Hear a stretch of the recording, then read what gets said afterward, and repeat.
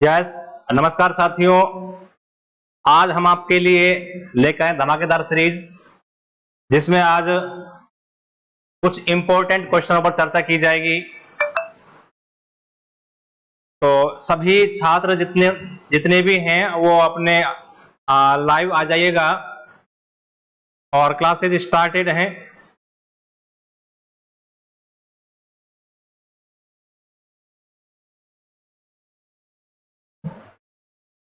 Class के अंत तक बने रहिएगा, क्योंकि आज वह होने वाला है जो आज तक नहीं हुआ। यानी कि आपको एक धमाकेदार सीरीज के साथ में आप लोगों को आज क्लासेज होगा पूरा। और इसमें सबसे मुख्य बात, जो क्वेश्चंस आज तक जितने भी फायर के एग्जाम्स हुए हैं उनमें पूछ जा चुके हैं, वो क्वेश्चन आपके पास में आज होंगे।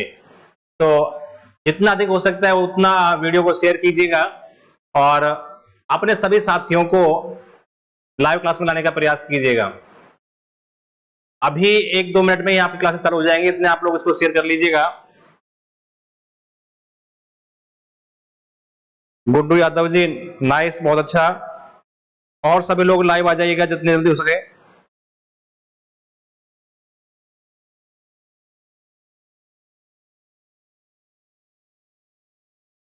हमारे इस चैनल को आप लोग सब्सक्राइब कीजिएगा और वीडियोस को अधिक अधिक शेयर कीजिएगा।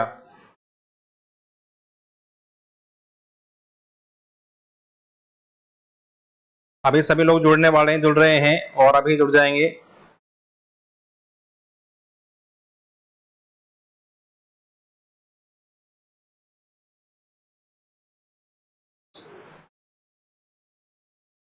आज हमारे पास में जो टेस्ट सीरीज हमारे पास में है उसकी हम लोग चर्चा करेंगे।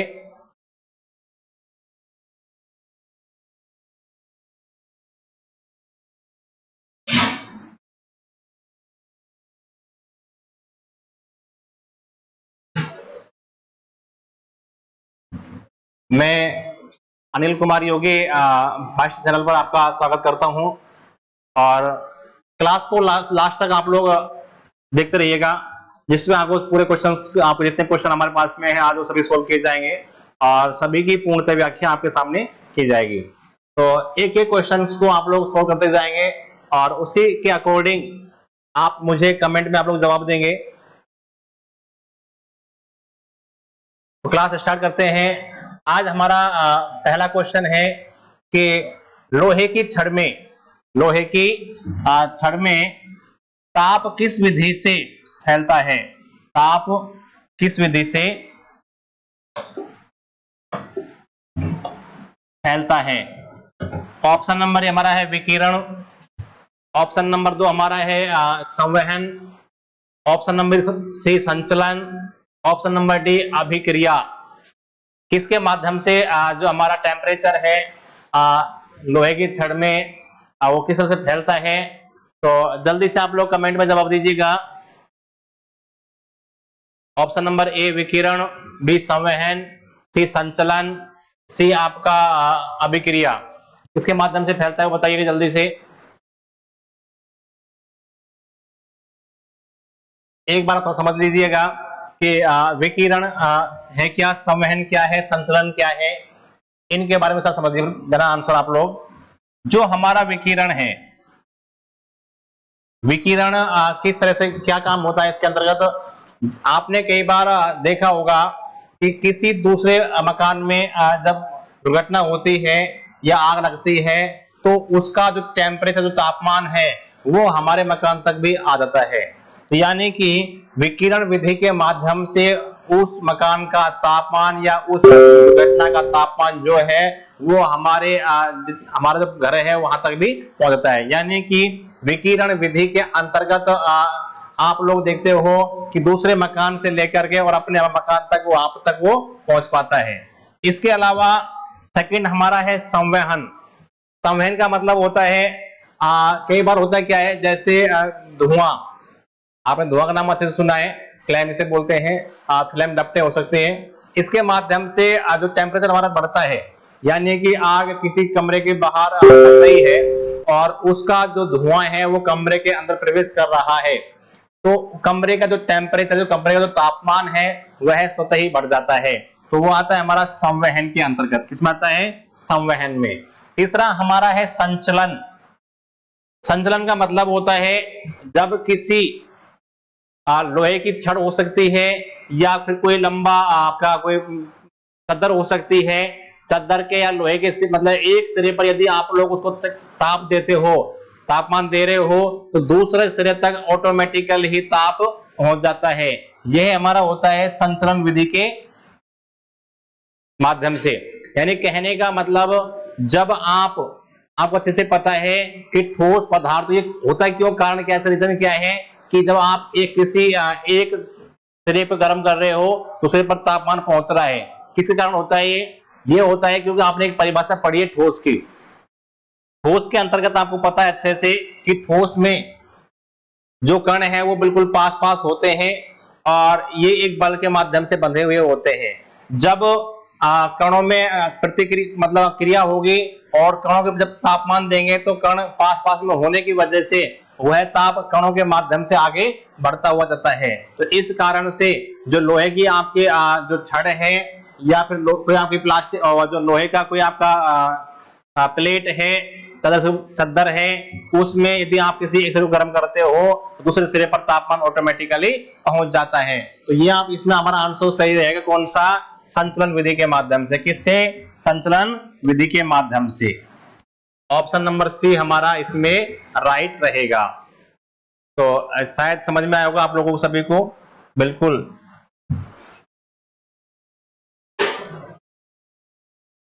सोपाराम सिंगल जी, जी बिल्कुल। हेलो सर जी, बोलिए, बताइए आप लोग। सोपाराम जी कैसे हो भाई? बिल्कुल बिल्कुल। नेक्स्ट हमारा क्वेश्चन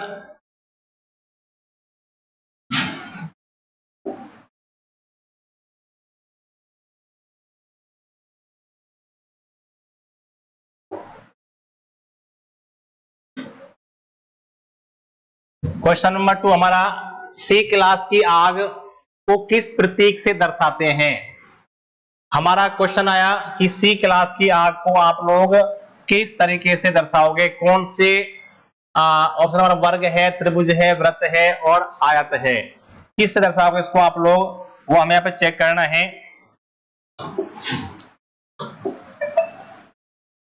पहला हमारा ऑप्शन है वर्ग, ऑप्शन नंबर बी हमारा त्रिभुज, सी हमारा वृत्त, डी हमारा आयत। सी क्लास की आग को किस प्रतीक के माध्यम से दर्शाते हैं? सी क्लास की आग का प्रतीक क्या है? जल्दी से कमेंट कीजिएगा।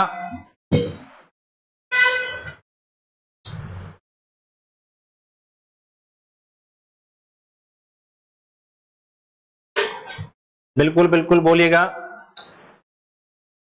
हमारा क्वेश्चन है कि सी क्लास की आग को किस प्रतीक से दर्शाते हैं? सी क्लास की आग का प्रतीक क्या है हमारा? ऑप्शन नंबर ए वर्ग, ऑप्शन नंबर बी त्रिभुज, ऑप्शन नंबर सी वृत्त, ऑप्शन नंबर डी हमारा आयत।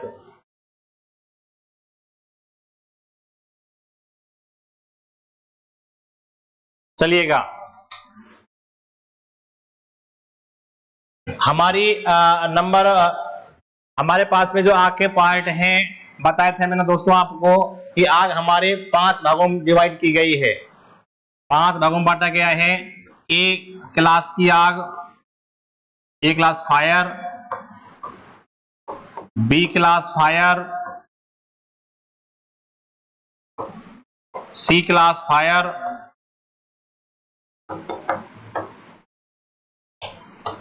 D class fire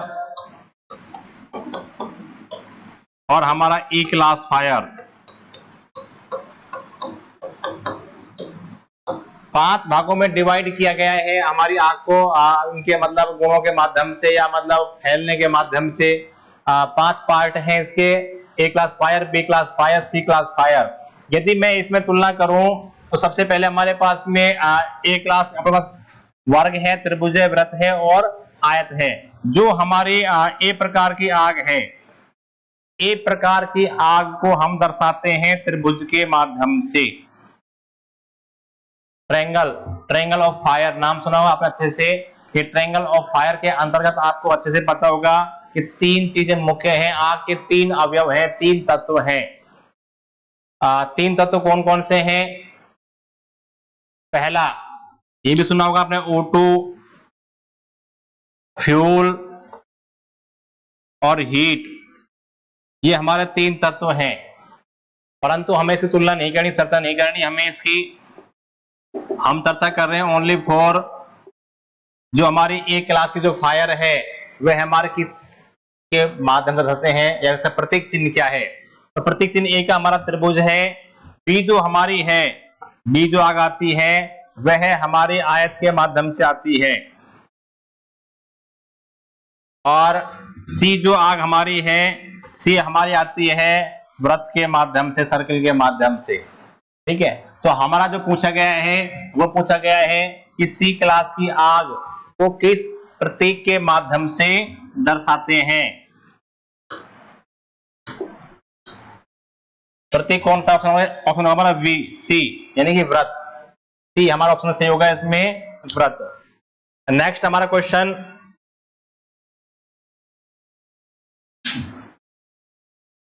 question number 3।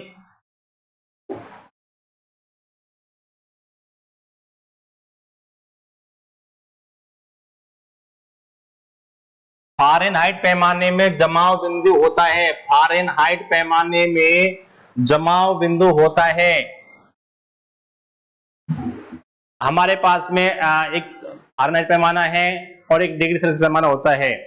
तो इसके अंतर आपने पढ़ा होगा, एक सूत्र है हमारा, इसका फॉर्मूला है एक इनको मापने का कि F माइनस का 32 बटे में 9 और C माइनस 100 बराबर होता है बटे में 5। इसके माध्यम से दर्शाते हैं। यदि इसका हम लोग आप फ़ारेनहाइट में और इसका मान लेंगे, सी का मान लेंगे, यहाँ पर जो मान मिलेगा उसको आप देखना है कि उसका जमाव बिंदु कौन सा है हमारा, मतलब जिस पर कोई वस्तु जम जाती है, यानी जमाव बिंदु। फ़ारेनहाइट पैमाने का में जमाव बिंदु कौन सा होता है उस हम लोग कर रहे हैं। तो कमेंट कीजिए जल्दी से।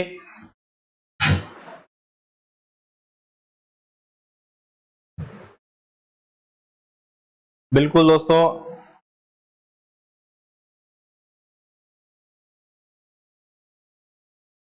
सभी दोस्तों से सभी विद्यार्थियों से निवेदन है इस क्लास को आप लोग अधिक संख्या में शेयर करें, ताकि जितने भी विद्यार्थी क्लास ले रहे हैं जो अभी एग्जाम देंगे उनको इसका बेनिफिट मिल सके।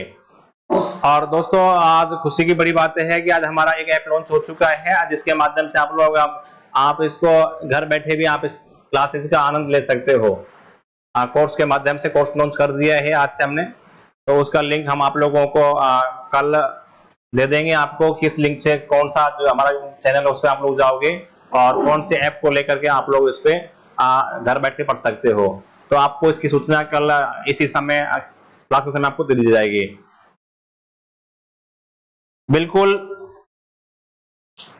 हमारा आंसर रहेगा 32 degree Fahrenheit. Option number C, 32 degree Fahrenheit.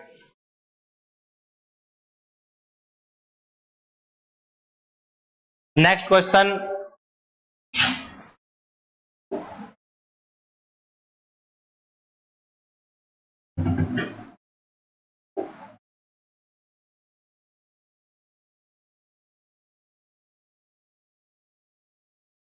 Question number 4 हमारा, एक कैलोरी में जूल की मात्रा होती है।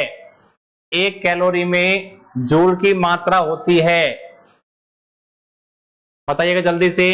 एक कैलोरी में जूल की मात्रा होती है।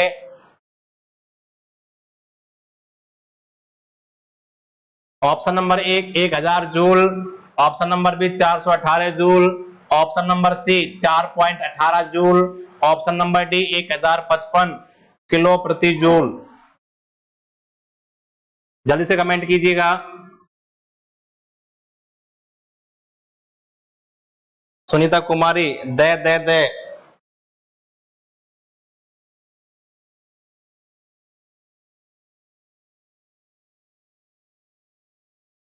चलिए बात करते हैं अभी इसमें भी।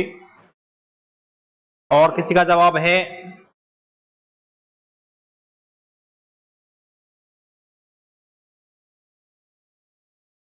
चलिए, 1 किलो 1 कैलोरी में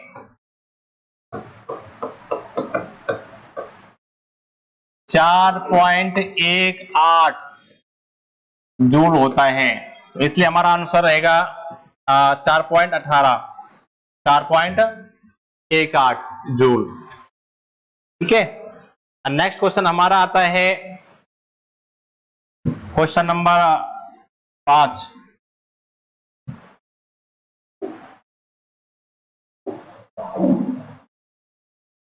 क्वेश्चन नंबर 5, सक्शन, बिल्कुल थोड़ा मिस्टेक हो गया यहां पे, आपका ये सक्शन होज है।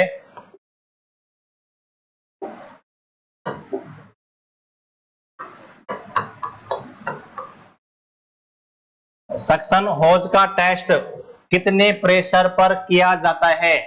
सक्शन होज का टेस्ट कितने प्रेशर पर किया जाता है? सक्शन होज होता क्या है? कल क्लास बताया था मैंने आप लोगों को, सक्शन होज होता क्या है, उसका आपको टेस्ट करना है कितने प्रेशर पर किया जाता है। ऑप्शन नंबर ए 7 किलोग्राम वर्ग सेंटीमीटर, 3.5 किलोग्राम प्रति वर्ग सेंटीमीटर, 2.2 सेंटीमीटर, या फिर 30 किलोग्राम वर्ग सेंटीमीटर पर। कौन से में आएगा? ऑप्शन नंबर ए 7 किलोग्राम वर्ग सेंटीमीटर, 3.5 किलोग्राम वर्ग सेंटीमीटर, 250 किलोग्राम वर्ग सेंटीमीटर, और ऑप्शन नंबर डी 30 किलोग्राम वर्ग सेंटीमीटर। जल्दी से आप लोग कमेंट कीजिएगा।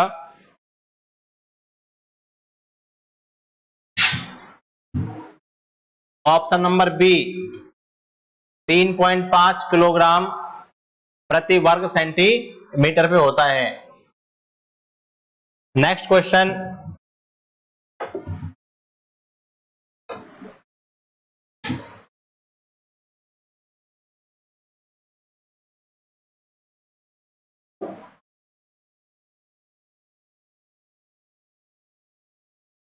Carbon dioxide gas, carbon dioxide gas अग्निशामक का हाइड्रोलिक टेस्ट कितने प्रेशर पर जाता है?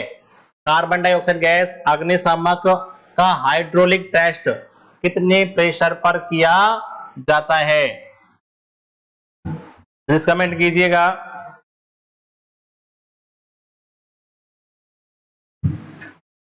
ऑप्शन नंबर ए 10.5 किलोग्राम प्रति वर्ग centimetre, option number B 35 kilogram प्रति वर्ग centimetre, option number C 250 kilogram प्रति वर्ग सेंटीमीटर, और ऑप्शन नंबर डी 30 किलोग्राम प्रति वर्ग सेंटीमीटर पर।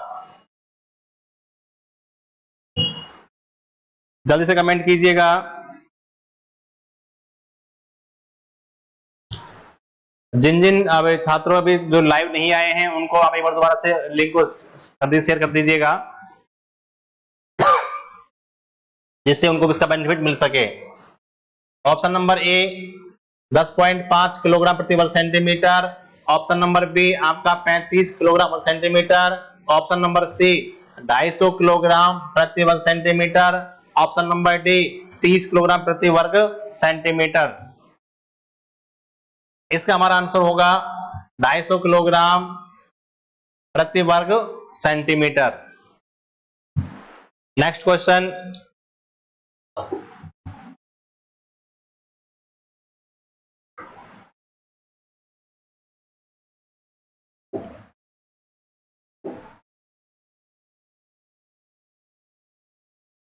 बिल्कुल शानदार क्वेश्चन, छोटा क्वेश्चन है, बिल्कुल कई बार पूछा चुका है। ऊष्मा की मानक इकाई होती है, ऊष्मा की मानक इकाई होती है, ऊष्मा की मानक इकाई होती है कैलोरी।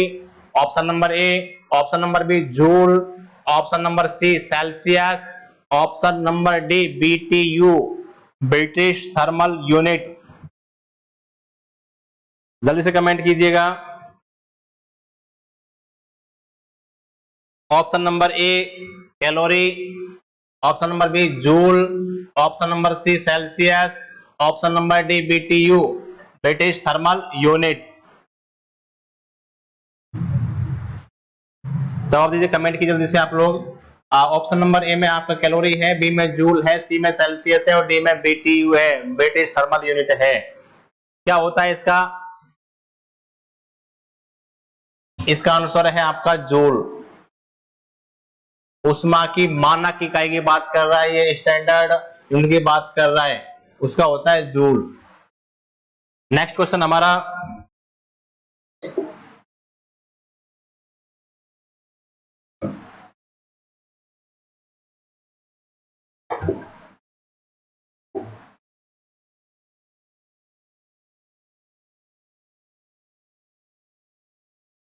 श्रृंखला अभिक्रिया में कितने अवयव हैं? यानी कि जो आपका चेन रिएक्शन है,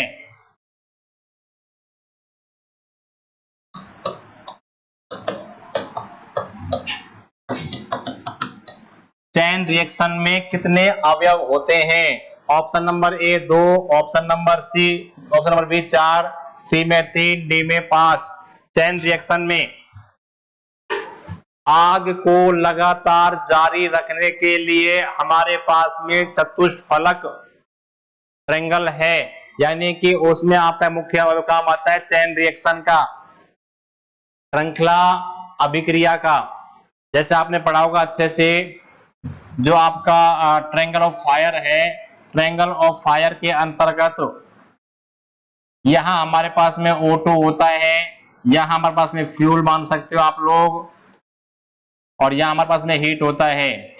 इन तीनों का यदि निश्चित अनुपात हमारे पास में है, निश्चित अनुपात होने के बाद में आपको इसको एक लगातार जारी रखना है, और जारी रखने के लिए आपको दोस्तों जो हमारा चेन रिएक्शन है वह इसमें महत्वपूर्ण भूमिका निभाता है। जो आपका चेन रिएक्शन है, यानी कि इसमें आपके हो जाएंगे 4 अवयव, खुद चेन रिएक्शन हो जाएगा, और हमारे O2 है, फ्यूल है, हीट है, यानी कि हमारे 4 अवयव। ऑप्शन नंबर ए हमारा 2 है, बी में 4 है, सी में 3 है और डी में हमारा 5 है। तो इसके लिए हमारे पास में कौन सा आएगा? ऑप्शन नंबर आपका बी, ऑप्शन नंबर बी, यानी 4 इसमें अवयव होते हैं। कौन कौन से? एक तो आपका हीट होता है, ऑक्सीजन होता है, फ्यूल होता है, और हमारा श्रृंखला अभिक्रिया, यानी कि जो फायर को लगातार जारी रखने के कार्य में काम आती है। यानी कि आग को लगातार जारी करने के लिए, आग को लगातार जारी करने के लिए जो आपको कार्य करना है वह है आपको कंप्लीट इसमें ध्यान रखने का है। यानी कि हमारे पास में 4 अवयव हैं, 4 तत्व हैं। इसके कौन कौन से? पहला हमारा हीट, नंबर 2 हमारा ऑक्सीजन, नंबर सी हमारा फ्यूल, और नंबर डी हमारा आता है 4 में इसमें चेन रिएक्शन। ठीक है, इसका आपको इसमें ध्यान रखना है। साथ साथ में हमारा नेक्स्ट क्वेश्चन आता है, अग्निशमन के रूप में, अग्निशमन के रूप में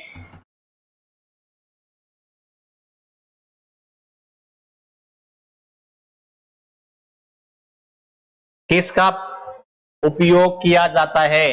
अग्निशमन के रूप में किसका उपयोग किया जाता है? ऑप्शन नंबर ए हमारा ऑक्सीजन, ऑप्शन नंबर बी हमारा carbon dioxide, option number C हमारा सीएनजी, ऑप्शन नंबर डी हमारा उपरोक्त सभी। बताइएगा जल्दी से, इसमें अग्निशमन के रूप में किसका उपयोग किया जाता है? ऑक्सीजन का, कार्बन डाइऑक्साइड का, सीएनजी का, या उपरोक्त सभी का? चलिएगा आप लोग, जॉनी अग्रवाल जी, आपका हमारे इस YouTube चैनल पर आपका हार्दिक स्वागत है, और लास्ट तक आप लोग जुड़े रहिएगा।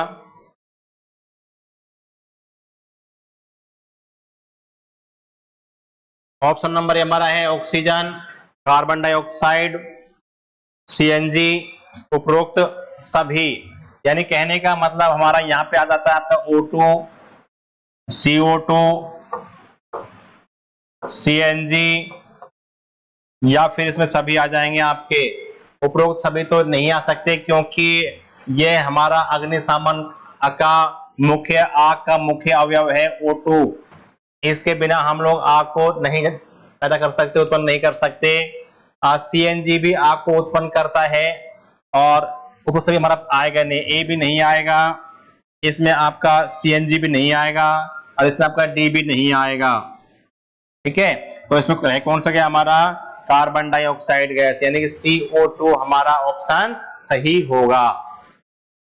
Next question, question number 10, suction hose कितने प्रकार के होते हैं? Suction hose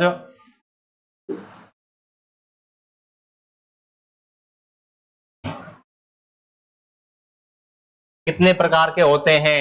option number A 2, option number B 3, option number C 4, option number D 5। Suction hose कितने प्रकार के होते हैं? जल्दी कमेंट कीजिएगा।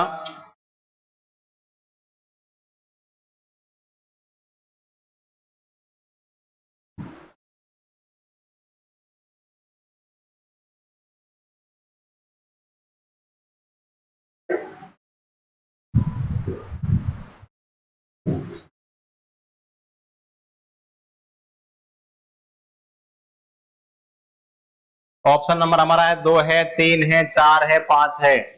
तो हमारा ऑप्शन इसमें दोस्तों ये होते हैं 2 प्रकार के। यहाँ पे सेक्शन होज 2 टाइप्स के होते हैं आपके। ऑप्शन नंबर ए इसमें सही रहेगा। तो दोस्तों आज के लिए इतना ही, और क्वेश्चनों की टेस्ट सीरीज आपको लगातार सही समय पर सही प्लेटफॉर्म पर आपको मिलती रहेगी। तो हमारे इस चैनल को आप लोग लाइक कीजिए, सब्सक्राइब कीजिएगा और अधिक से अधिक संख्या में इसको शेयर कीजिएगा। आपको 22 चैनल के माध्यम से जो फायरमैन का जो एग्जाम होने वाला है उसमें आपको बड़ी राहत मिलेगी। आपको इसमें जो क्वेश्चन आएंगे आपके, वो यहाँ से निकलने वाले, उठने वाले क्वेश्चन इससे ये हैं। तो आज के लिए इतना ही। वीडियो को आप लोग अधिक संख्या में शेयर कीजिएगा। धन्यवाद। जय हिंद।